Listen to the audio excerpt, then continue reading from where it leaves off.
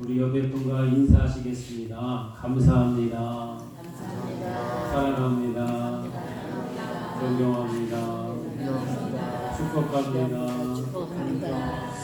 큰 소망을 품으시기 바랍니다. 아멘. 옆에 분에게 큰 소망을 품으시기 바랍니다. 큰 소망을 품으시기 바랍니다. 아멘. 어릴 때는 누구나 꿈이 있습니다. 제가 어릴 때 선생님이 너들 꿈이 뭐냐? 그러고 물으면 애들 대부분이 대통령이요, 사장님이요, 막 그렇게 아주 천편일률적인 그런 꿈을 얘기했던 기억이 있습니다.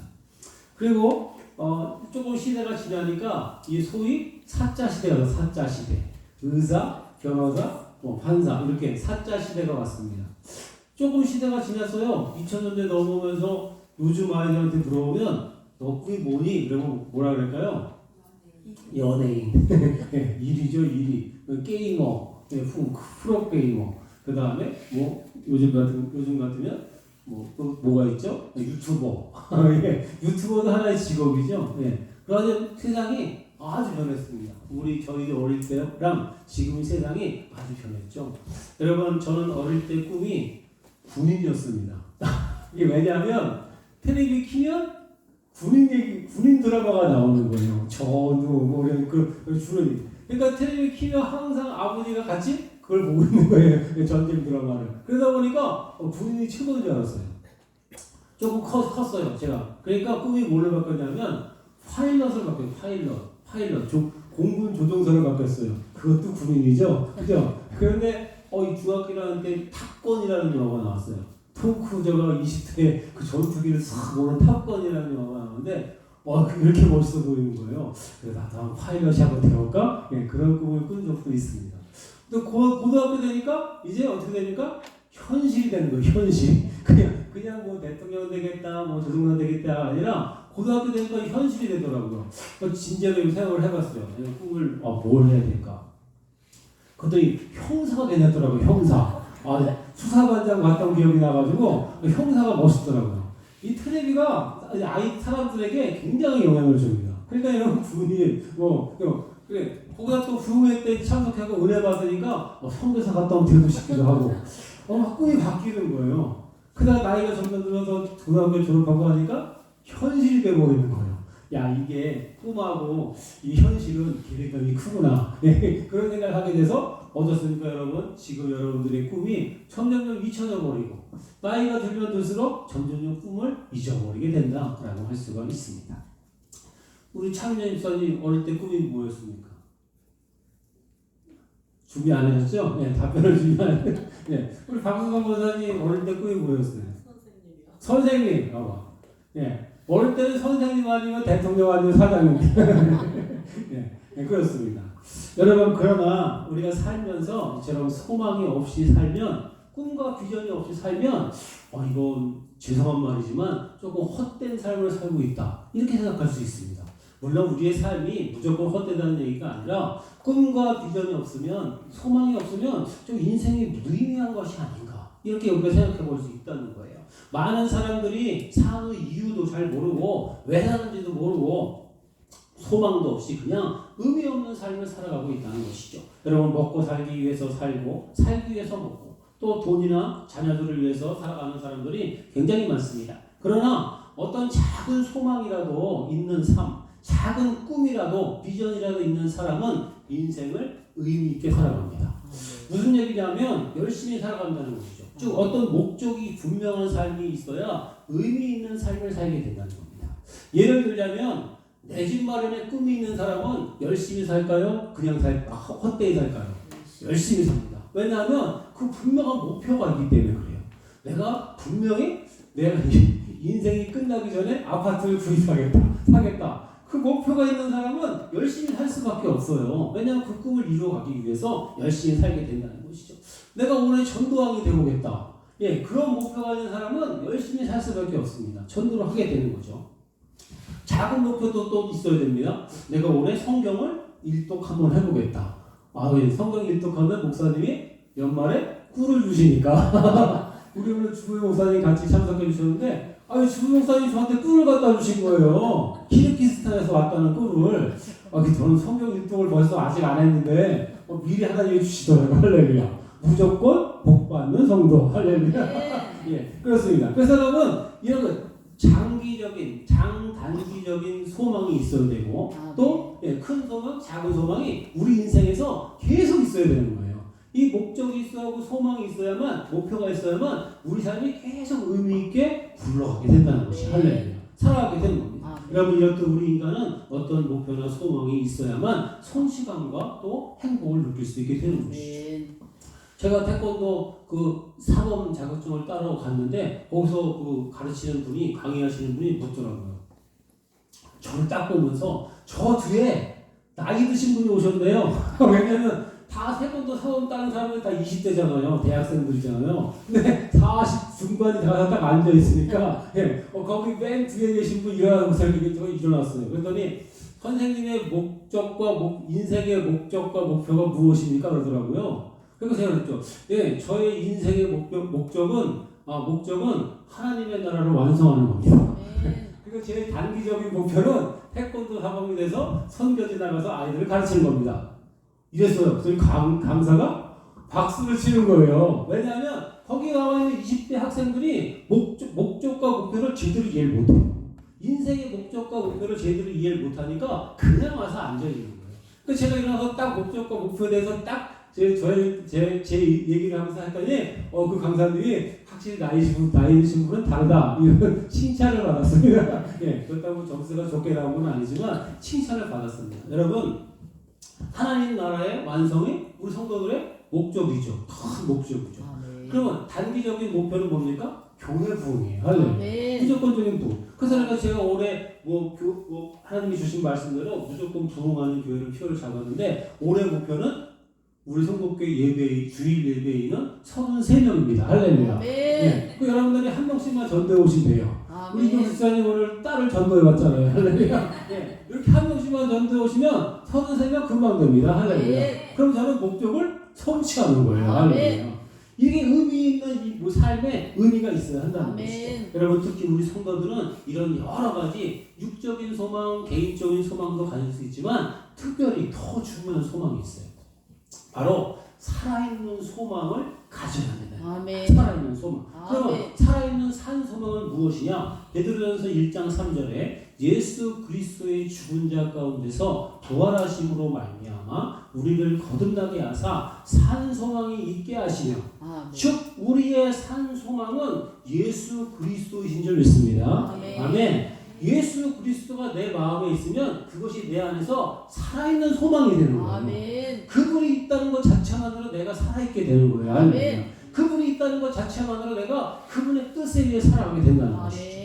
예수님이 우리의 빛이 되어야 할 줄로 믿습니다. 예수님이 우리의 인도자가 되어야 할 줄로 믿습니다. 그 소망은 이 땅에 썩어질 곳에 있는 것이 아니라 영원한 생명과 천국에 있다는 것을 우리가 늘 기억해야 하는 것이죠. 그 소망이 있으면 마음이 기쁘고 평안하고 행복하게 될 줄로 믿습니다.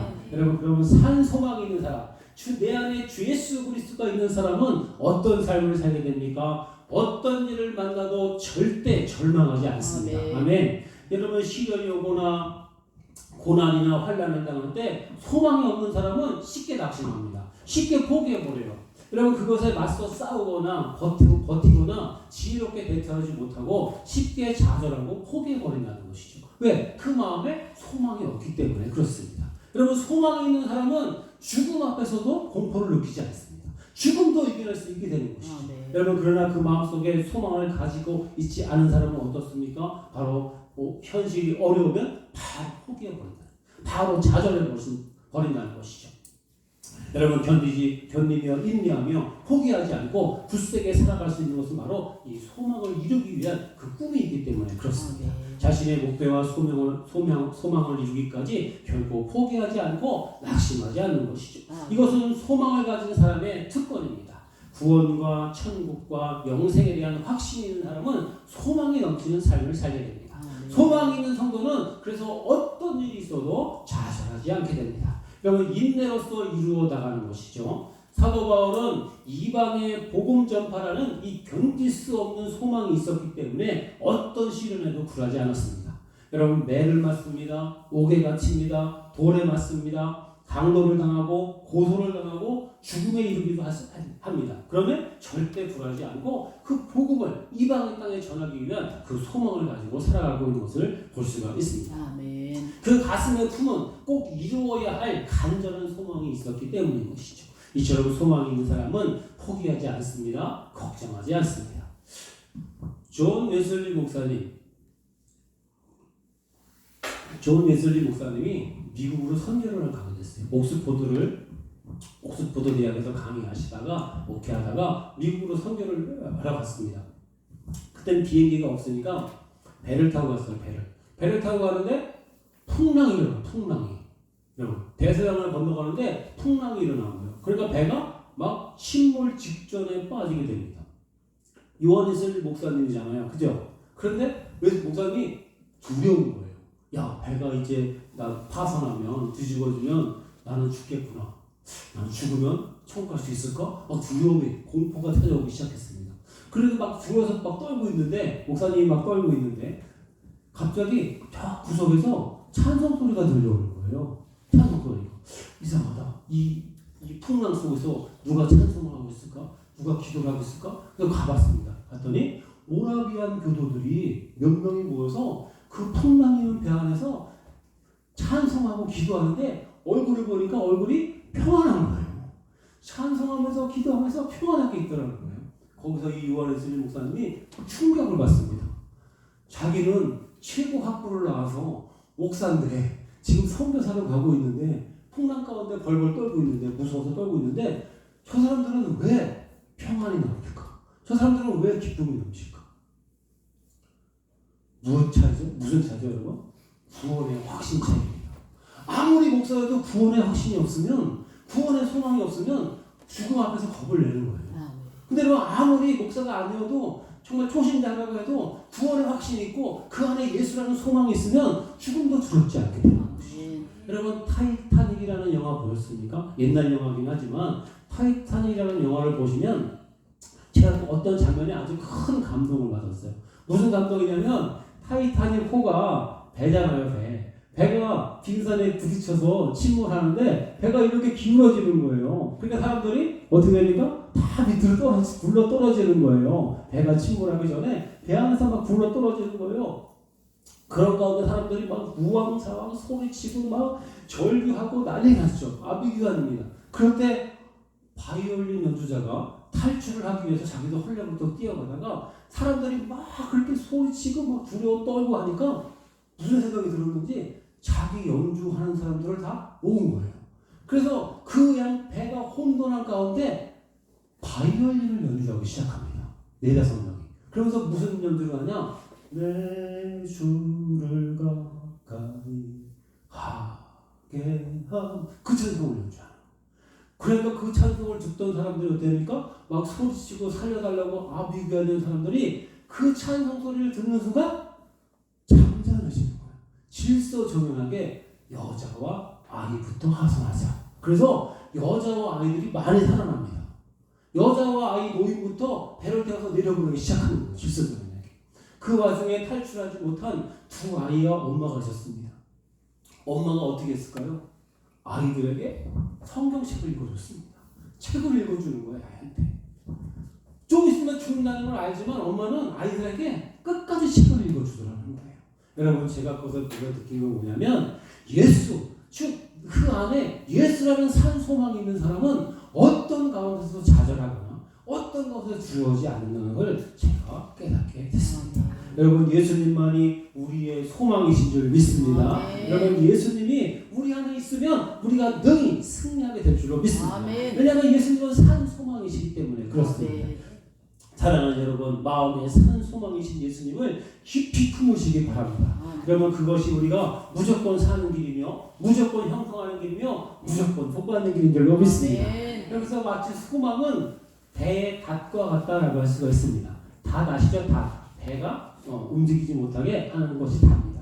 아십니다. 히브리서 6장 19절 우리가 이 소망이 있는 것은 영혼의 닷 같아서 튼튼하고 견고하여 휘장 안으로 들어갑니다 했습니다.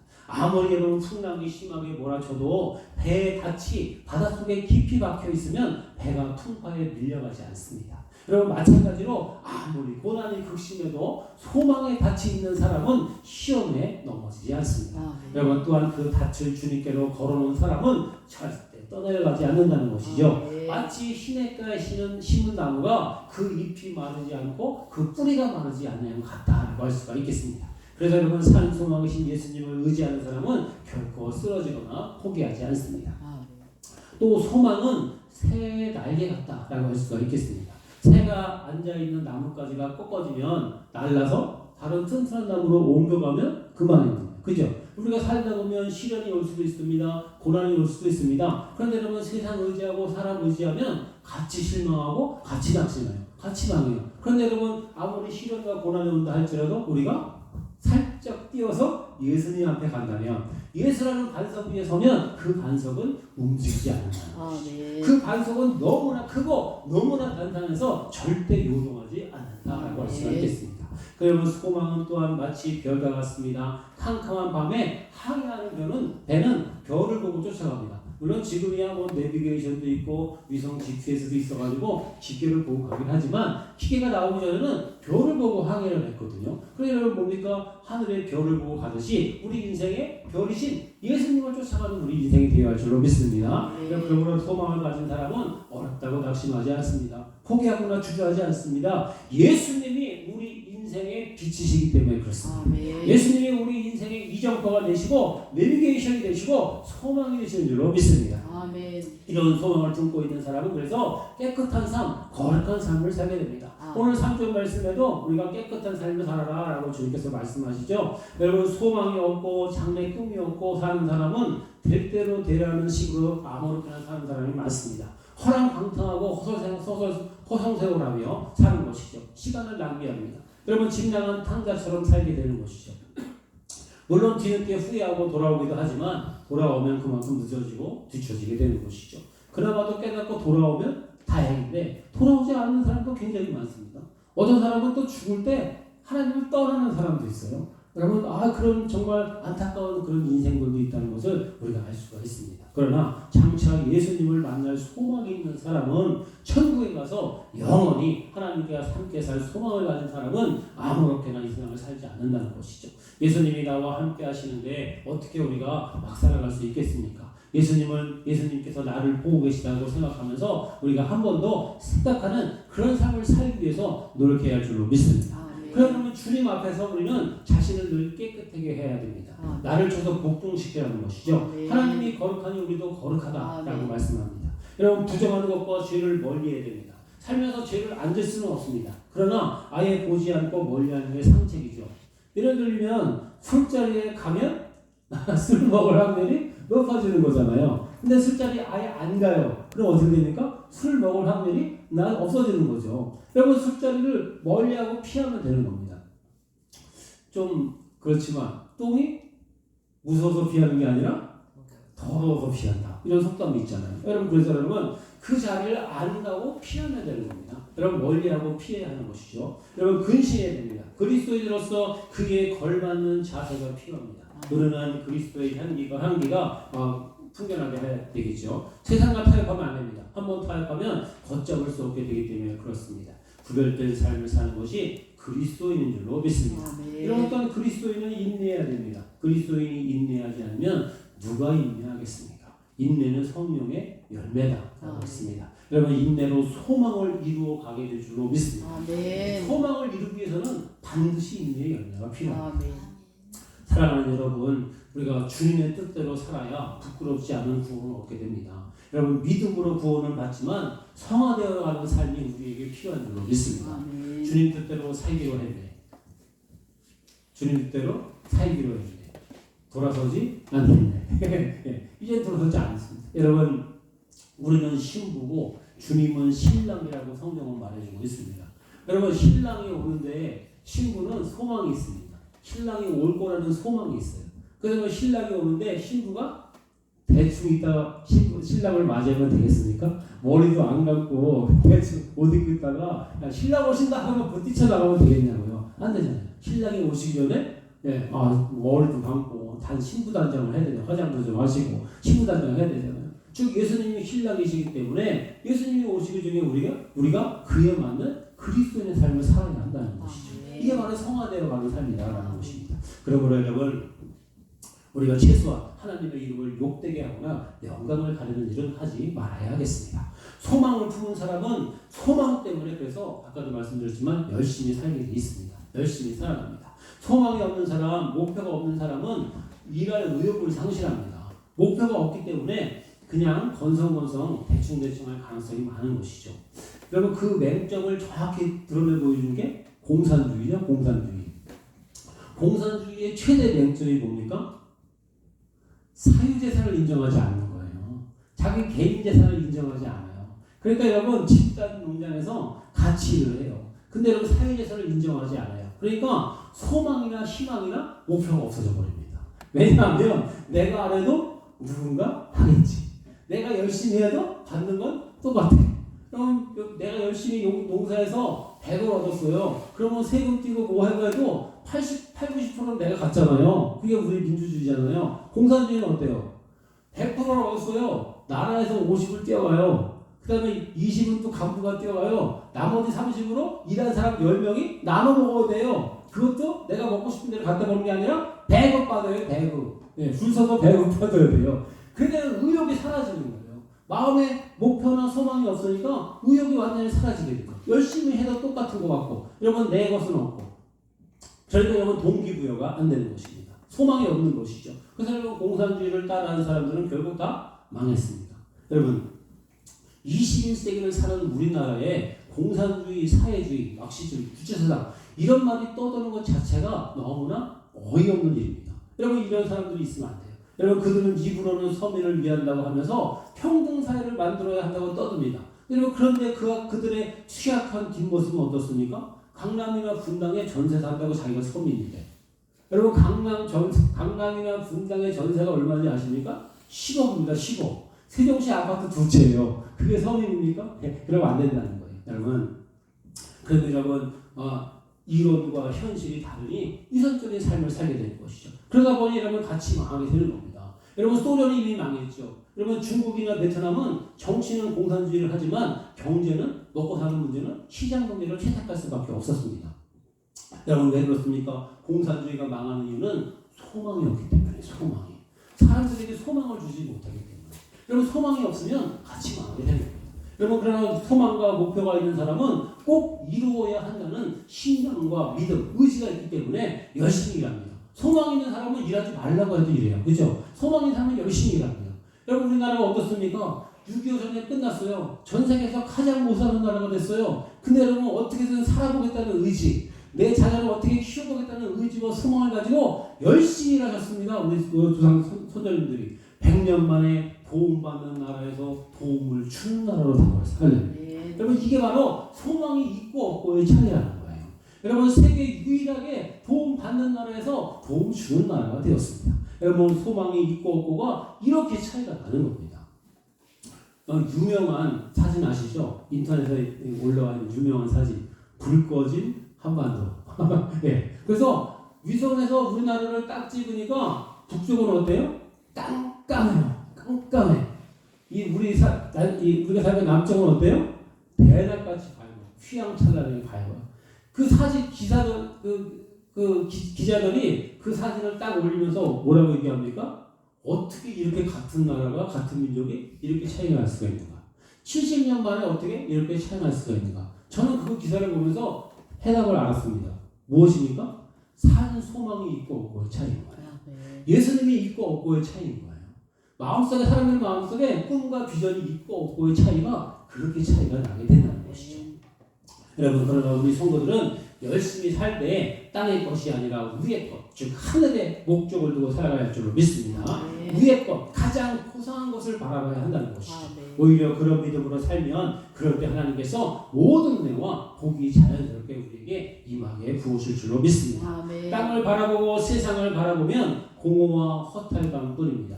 빈수레가 요란하다고 하죠. 여러분 그래서 여러분 인간은 빈손으로 왔다가 빈손으로 갑니다. 그러나 하늘에 가지는 소망을 가진 사람은 구원과 영생이 있습니다. 천국이 있습니다. 은혜와 기쁨이 있습니다. 여러분 현실에서도 복을 받고 누리게 될 줄로 믿습니다. 아멘. 그러면 여러분 언제나 열심히 살아가는 사람이 소망이 있는 사람인 것입니다. 사랑하는 여러분, 꿈은 반드시 이루어집니다. 아멘. 여러분 마음속에 소망과 꿈을 품으시면 그것은 반드시 이루어지게 될 줄로 믿습니다. 아멘. 즉 내 마음에 품은 소망은 반드시 이루어지는데 아멘. 여러분 그건 우리가 믿음으로 이겨내야 할 줄로 믿습니다. 아멘. 인내로 이루어내야 할 줄로 믿습니다. 아멘. 소망을 가진 사람은 반드시 승리합니다. 아멘. 소망이 있는 사람은 반드시 성공합니다. 아멘. 여러분 저는 소망이 있습니다. 아까도 말씀드렸지만 우리 교회가 올해 33명으로 부흥하는 것입니다. 아멘. 여러분 50명으로 부흥하는 겁니다. 아멘. 여러분 1억 이상의 재정을 하는 겁니다. 아멘. 여러분 하나님께 영광 돌리고 쓰임받는 성교회가 됐으면 좋겠습니다. 여러분이 한 명씩만 전도하면 됩니다. 아멘. 이 시간 주님이 허락해 주신 이 공간 속에서 꿈과 소망을 품고 나가 반드시 이루고 응답받는 복된 여러분 되시기를 주님의 이름으로 축원합니다.